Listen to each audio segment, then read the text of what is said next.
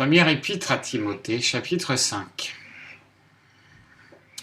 Ne reprends pas rudement le vieillard, mais exhorte-le comme un père, les jeunes gens comme des frères, les femmes âgées comme des mères, les jeunes comme des sœurs, en toute pureté.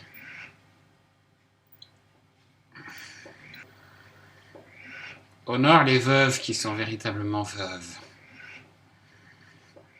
Mais si une veuve a des enfants, ou des enfants de ses enfants, qu'ils apprennent premièrement à exercer leur piété envers leur propre famille, et à rendre à leurs parents ce qu'ils ont reçu d'eux, car cela est bon et agréable à Dieu. Or, celle qui est véritablement veuve et qui est demeurée seule, espère en Dieu, et persévère nuit et jour dans les prières et les oraisons.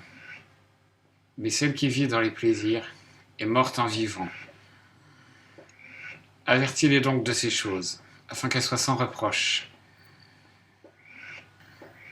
Si quelqu'un n'a pas soin des siens, et principalement de ceux de sa maison, il a renié la foi, et il est pire qu'un infidèle. Qu'une veuve ne soit pas mise sur le rôle, à moins qu'elle n'ait 60 ans, et qu'elle n'ait eu qu'un seul mari, et quel est le témoignage de ses bonnes œuvres?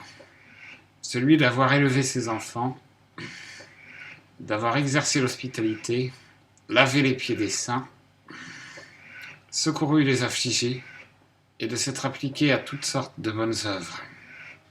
Mais refuse les veuves plus jeunes, car lorsque le libertinage les oppose à Christ, elles veulent se remarier.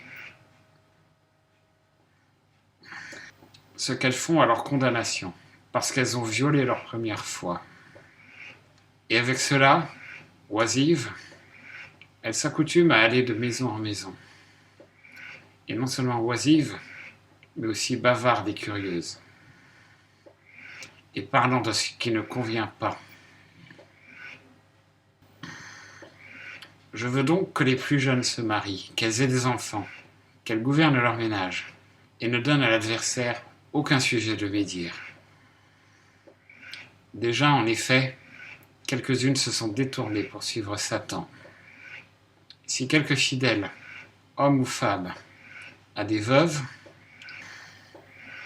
qu'il les assiste, et que l'Église n'en soit point chargée, afin qu'elle ait de quoi entretenir celles qui sont véritablement veuves. Que les anciens qui gouvernent bien soient jugés dignes d'un double honneur. Principalement, ceux qui travaillent à la prédication et à l'enseignement. Car l'Écriture dit « Tu n'emmuselleras point le bœuf qui foule le grain, et l'ouvrier est digne de son salaire. » Ne reçois aucune accusation contre un ancien, si ce n'est de 2 ou 3 témoins.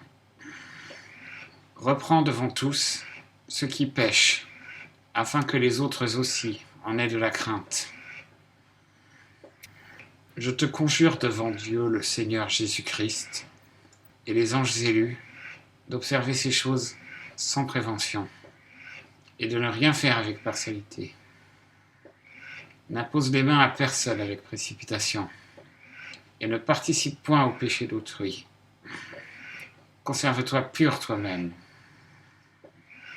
Ne continue pas à ne boire que de l'eau, mais use d'un peu de vin, à cause de ton estomac et de tes fréquentes indispositions. Les péchés de certains hommes sont manifestes, même avant tout jugement, mais il y en a d'autres qui ne paraissent que dans la suite. De même, les bonnes œuvres sont manifestes, et si elles ne le sont pas d'abord, elles ne peuvent demeurer cachées.